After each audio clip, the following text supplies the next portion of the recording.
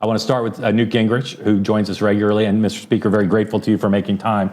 And I want you to just give me sort of your overview notion of two questions together. And I almost never ask two-part questions.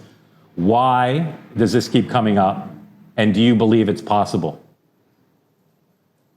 Well, I think it comes up because she's a national name. I suspect Rick Scott raised money off of her.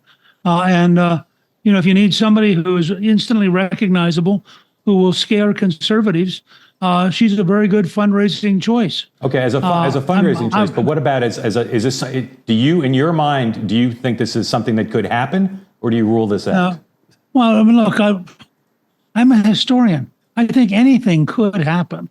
I think, frankly, the Democrats would be better off to find a way to recruit Taylor Swift to run than to recruit Michelle. Why? But I think, neither one of those is likely to happen. So, my personal bias, as you know, is that I don't see how you get Joe Biden to decide not to run. And if Joe Biden runs, he's going to be the Democratic nominee. I see no argument that makes any sense for why Biden would give up all the advantages of president to go bicycling for the rest of his life in Delaware. So my working assumption is that we have to figure out a way to win with Joe Biden as the Democratic nominee. I also think that Michelle would be a much, much weaker candidate than people currently believe. But I don't think it'll happen. I think you're right.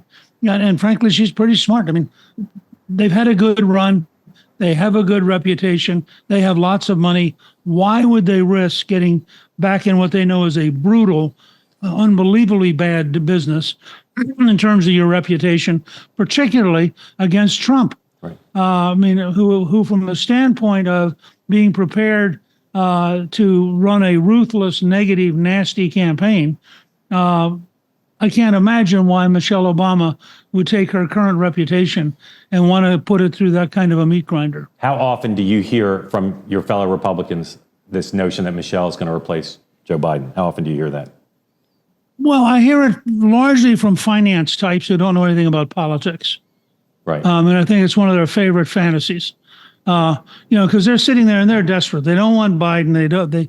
They're terrified of Trump. They have no good solutions. DeSantis collapsed. In their heart, they know Haley's not going to get there. And so they think, oh, well, there's got to be something. There's got to be something. I mean, I talked to the No Labels guys, and they keep telling me, boy, when we name our person, it is just going to knock your socks off. You're going to be so amazed. I have no idea who that is. Right. Do the finance people like Michelle Obama, or they're just bored?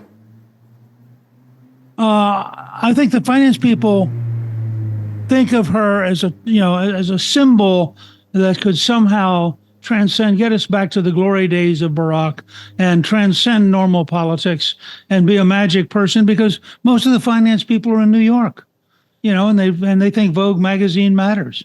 And they think if you get the cover of enough women's magazines, it must mean something. Is it bad for the Republican Party that there's all this chatter, Cindy Adams, lots of conservative publications, Joe Rogan, talking about Michelle Obama? Is that hurt Donald Trump's chances of being president, or it doesn't matter? I think it's just noise. There are a lot, as you know, because you're in the business, there are a lot of people who are out there who have to say something every day. And this is a reasonable thing for them to say for their base. And then their base can get all excited, run in circles, and send them $25.